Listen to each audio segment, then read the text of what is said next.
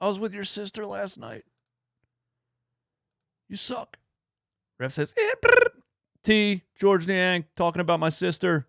Run it back, Philly. No frauds, no fanboys, no intros. Ladies and gentlemen, just so you know, this is just part 1 of the breakdown of this crazy Sixers-Raptors game. Part 2 will be on patreon.com/runitbackphilly, so go over there to get the full breakdown. This is just the free version for the YouTubes. All I ask is that you hit the like button on the video. That helps the channel out greatly. Let me get 1,000 likes on this breakdown and put something in the comments. If you don't have anything to say, just put your favorite emoji in there. It doesn't matter. It's all for the algo. And subscribe to the channel. Let's get down to business. So the Sixers won a tough one last night against the Toronto Raptors, and it was up and down. It was a game of runs, and, there's 2 specific runs I want to talk about, and it has to do with the Sixers bench unit and the unit that Glenn Rivers decided to go with. Now, this bench unit did great things right here at the beginning of the second quarter, and then this bench unit came back to haunt us at the end of the third. And when I was watching this in the first half, I was saying to myself, I actually said it out loud to my girlfriend, I'm seeing things that are working right now that are not going to continue to work. Anyway, this bench unit of Shake Milton, Daniel House Jr., Matisse Thybulle, Montrezl Harrell, and George Niang was responsible for a 16-5 run in the beginning of the second quarter, and we'll just go over that real quick because there's some nice little plays I want to show you here. Here's a Matisse Thybulle 3 from the top of the corner, and a nice little screen and pop from Matisse, and he's supposed to catch the ball right here at the top and swing it over to Niang down here in the corner, but Matisse doesn't really like the look, and I love the confidence that Matisse Thybulle has on this play to say, you know what, I don't like this look very much, don't mind if I do. And he bangs a 3, and that's huge for Matisse Thybulle's confidence. And, if you can get him to continue playing like that, he can be a very, very good 3-and-D player. You got a couple of nice buckets from Daniel House Jr. In this run also, and you're going to see a quick trigger right here. And now, technically, when it comes to just basketball unwritten rules, this is a terrible shot with nobody back to rebound. But when you really think of this lineup, George Niang can't jump over a paper airplane. Montrezl Harrell, not much better at rebounding at all. He had 1 rebound in 11 minutes. So there's not really any rebounding on the floor anyway. So I respect the strategy, actually. Let's take this lineup and let's just run and gun, because if we miss, we're not getting a rebound anyway. So Daniel House just comes down and says, you know what, I'm going to get it started. Bang. Montrezl Harrell was getting busy also in this lineup, and, he averaged 16 points per game for his career and doesn't shoot an outside shot, and, you're going to see exactly how he did that. Here's a great seal on OG Anunoby under the basket, just uses his body, gets in front of him, gets great position. Daniel House gives him the ball. He's completely, entirely under the rim, and is just going to do a nice little fundamental, old-school bully ball hook shot. Love that from Montrez. This lineup was also doing a great job defensively, switching on screens. You're going to see a screen here. You're going to see Montrez switch and pick up OG Anunoby and contest the jump shot at the elbow right here. There you see a point from Matisse. Let's switch. And anytime you can get an OG Anunoby fadeaway jump shot, you'll take that. But I really like the switch defense and the closeout by Montrezl Harrell right here. That's good defense. You get a nice little reverse finish by Shake Milton right here. He's just going to pull up right here at the three-point line. He sees Hernan Gomez on him. He's relatively offended that he would think that he could guard him, and he says, all right, I'm just going to run right around you. Scoop!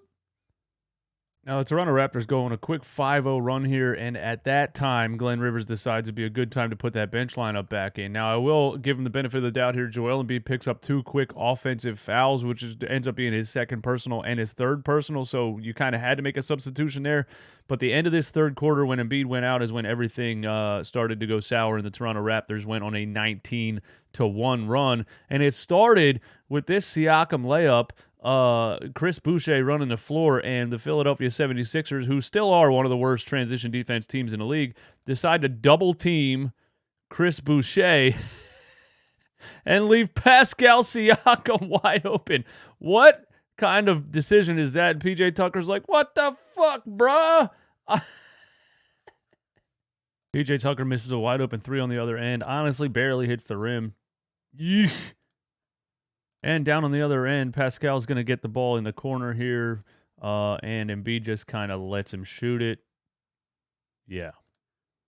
And then Joel Embiid's going to pick up an offensive foul here on the other end on a moving screen, which is, there was a lot of questionable calls in this game. Look, does he stick the hip out a little bit? Sure, but come on, bro. I mean, so after that Embiid moving screen, picks up his third personal foul. Glenn Rivers puts that bench lineup in that we saw at the beginning of the second quarter. He says, hey, that worked out well. Let's go ahead and do that again. But this is where the Toronto Raptors go on a 19-1 run. And to be fair, a lot of the buckets looked like this. I mean, this is not a good shot by Chris Boucher, but he just gets a nice friendly roll on the rim. I mean, George Niang actually picked up a technical foul here. He's going to drive to the rim, and he's angry that he didn't get a foul call on Chris Boucher here. A lot of contact there, but as usual, George, doesn't really get off the ground. Not sure if it was a foul or not, but he thought it was. He was angry at the official. He's going to yell at the official right here in the bottom right of your screen. Here you see the official run to half court. You're going to see Niang run right past him right there at the bottom of your screen, and I don't know what he says, but he looks at him. He says something. Your mom's a hoe. I was with your sister last night. You suck. Ref says, T, George Niang, talking about my sister. 2 free throws. Toronto.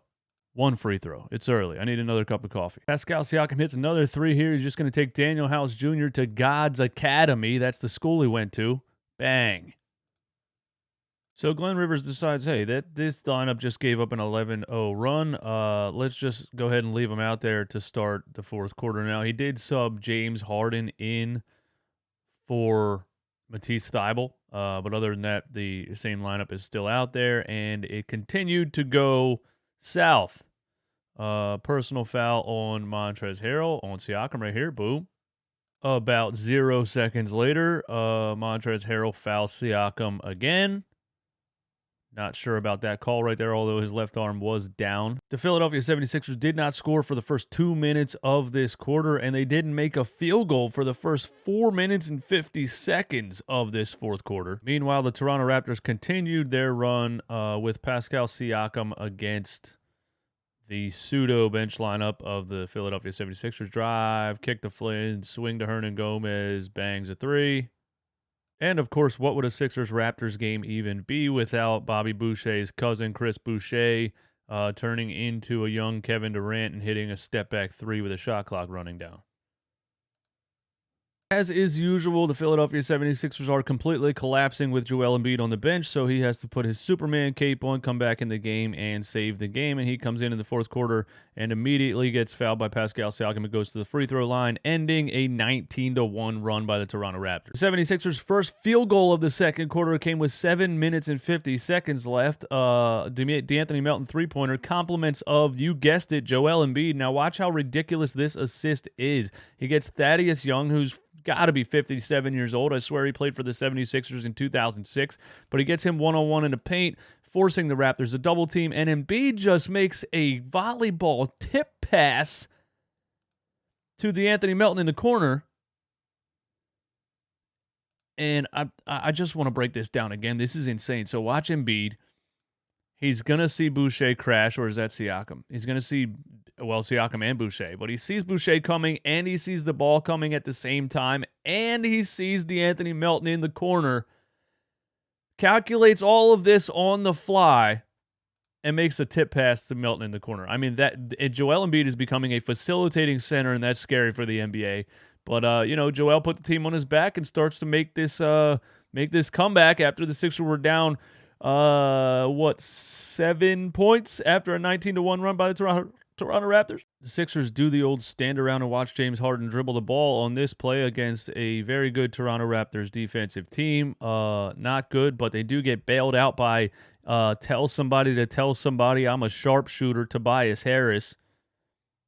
Huge bucket right there. Sixers up 97-96. Van Vliet misses a 3 here. P.J. Tucker, who fought all night against Pascal Siakam, is going to get another massive rebound here in traffic. Oh, give me that. Let's go. Kicks it up to James Harden, who takes 3.5 steps. We're not going to say anything, and finishes at the rim to put the Sixers up by 3. towards the end of the fourth quarter. Now, how are the Sixers up 3 with 1:30 seconds left and end up in overtime? We are going to break down the rest of the craziness that was this basketball game, but that will be over on patreon.com/runitbackphilly. So go over to patreon.com, go over to patreon.com/runitbackphilly. Check out all the exclusive content, $5 a month. That's all I ask for you to get all of these breakdowns after Sixers games. Hit the like button on the video. Subscribe to the channel. Thanks for tuning in. I love you. Have a great day.